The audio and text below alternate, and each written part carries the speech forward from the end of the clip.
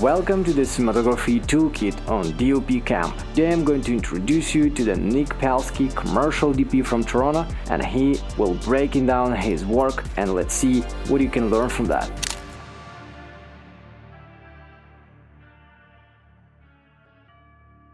I have been a DP for 12 years now in the Toronto commercial market. I mainly shoot commercials. I actually went to school for optometry and I became an eye doctor. So I did 8 years of university and I didn't pick up my first camera until I was 28 years old. That was the first time that image making had ever crossed my plate. It's the first time I'd ever thought of it.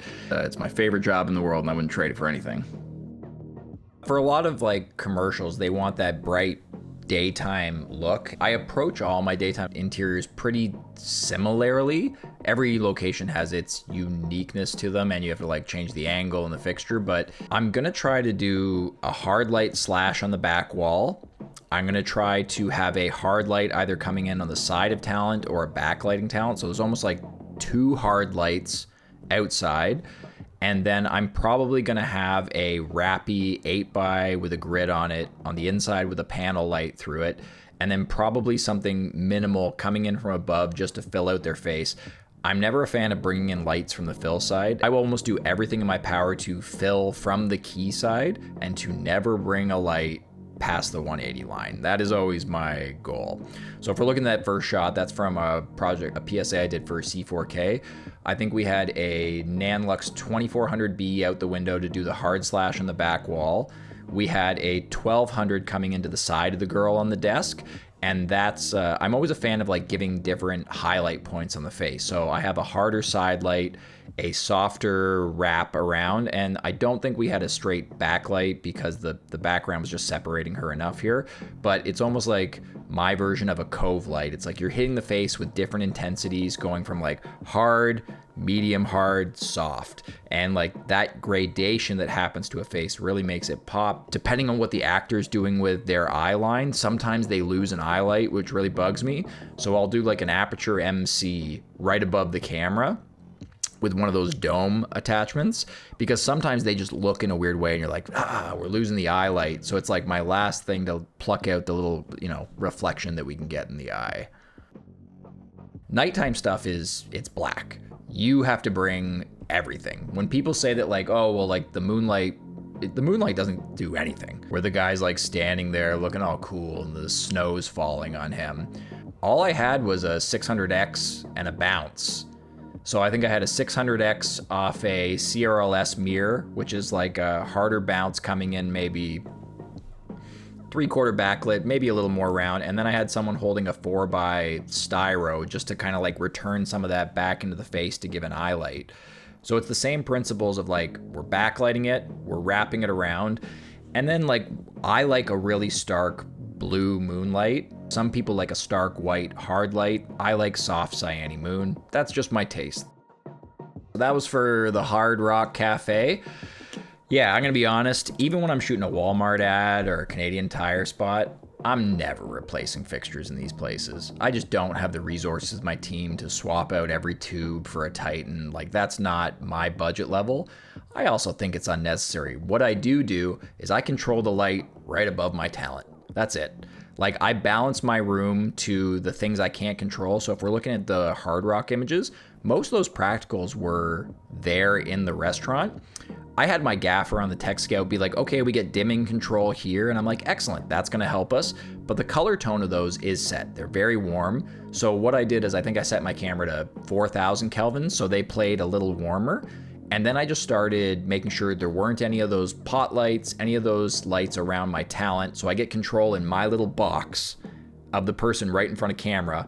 And then everything else I'm balancing to in camera. So I might have had like a 0.6 ND in the camera that holds all the highlights. I put it at 4,000. That makes the highlights warm, or the practicals warm. And now I'm deciding, where do I bring cool light? Do I make my key light 3200 Kelvin to make her skin tones warmer? Or do I balance the key light to 4,000 to make it more neutral? Natural light's great when it's doing what it wants you to do. In a commercial setting, if the sun sucks that day, there's almost nothing you can do. Like if the agency and client have it set in their mind that it's like, oh, bright summertime vibes, If the sun isn't out that day, even an 18K from 40 feet away, it's not the sun. The sun is so much brighter than anything we have on planet Earth. It's not even close. So what I do is, you get out your Sunseeker app, you advocate to production, you're like, hey, if this is the angle that we're all in love with, we should be here at this time of day. That's gonna set us up for success. Then you're left to the film gods on whether or not you're getting what you want. Because even if the sun is in the right place, you have overcast, you have full bare sun, you have rolling clouds. Rolling clouds is almost my least favorite thing to shoot in, because for people that don't know, rolling clouds is where sun's out, but the wind is so high that every 2 minutes is a different weather pattern. So you can be in a cloud patch where it's like completely overcast, or you can be full bare sun where it's so harsh of a backlight on your subject, and we as a crew cannot move quick enough to keep up with the weather changes. So let's say you have a 20 by a highlight overhead to diffuse the sun a bit, and then you're bouncing back in from the same side as the sun and taking away light. As soon as it goes into overcast, you're like, well, now it's too dark. Okay, we got to remove the highlight. Oh, sun's coming back out. Like, that's my least favorite scenario to shoot in, is rolling clouds. Director wanted that like floating bag feel, so that like usually when I do this shot, the cheap way of doing the shot is rig the item up so that like it's just framed out of the bottom of your frame, and then you just hard rig it with rods or a magic arm or something. But the director wanted that gap, so the bag is literally floating in the air, but to be locked off the camera. So it's a bit of back and forth between focal length, how far you can rig off your camera before it starts to get unsteady or janky. So underwater to me is actually not that difficult. There's only like 2 things you can do. I only do proper underwater housing, which is usually an FX3 at this point, where it's like all your buttons are mapped to a housing and you go underwater. It's great. As soon as you go underwater, it eats up a ton of light. Do your water stuff, don't shoot wide open, because there's so much atmosphere in between you. Like, you don't know if you're tack sharp. I'll shoot most of my water stuff at 4s or a 5.6. If you don't want that bounce return or that blue wash that comes with a lot of pools, we didn't have to worry about that because it was a black and white music video, but I have done it before where like you completely black out a pool from the bottom and the sides. Or maybe we had to do it for the Spirit Box video because the back is black. That sucks. Weighing down tarps in a pool, it always floats up. Like, that takes some time, but sometimes it's part of the look. I don't remember the last time I've white balanced something correctly. I don't pull out a white card. Even my daytime interiors, I'm taking all my lights and I'm switching them up like 300 Kelvin, more warm, more cool, because I learned over the years that real light is messy. It does funny things. Sometimes it's warmer, sometimes it's cooler, sometimes it's hard, sometimes it's soft, sometimes it's broken up by a tree or a dingle, sometimes it's straight and like unflattering. So if you're trying to recreate what the sun actually looks like, I wouldn't put all my lights to 5600 Kelvin. To me, that looks sterile and artificial. I'm gonna be honest, I shoot everything pretty dark. Like, even my high key stuff is pretty dark, and then the way I combat that, like one of the most annoying things I personally ever heard in cinematography was Caucasian skin should live in the 60 to 70 IRE in the key side. I remember hearing that early on, and I would shoot an interview and I'd be like, I hate how this looks. I hate this. That also implies that I want the face to be the brightest thing in the frame. What if I don't want the face to be the brightest thing in the frame? Like if I'm looking at your shot right now, am I really gonna take your face hotter than what the shears over your shoulder left is? No, that's gonna be the hottest thing in the frame.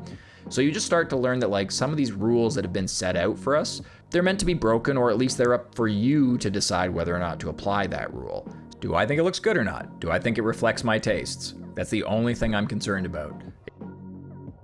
Do things that make you uncomfortable. Don't just do the things you're really good at. When I finish a shoot, I grade up every single shot as a daily, not just the ones that I think look really good. I grade up the really bad shots too, because I want to see what I could have done better. I don't just try to convince myself it's like, oh, Nick, look at these 4 shots though. Those are paintings. I look at the really bad shots and I'm like, what could I have done better here? And I don't try to put the blame on somebody else. So if there's something that's like, well, yeah, Nick, I hear you talking, but like, I'm not that great at a coffee meeting. Like, I'm not that good at like taking a director out. Well, you should learn to be good at that, because that's a good skill to have. So if someone's like, well, I'm not as good in the social department, You should go out of your way to become good at that because that's going to benefit you.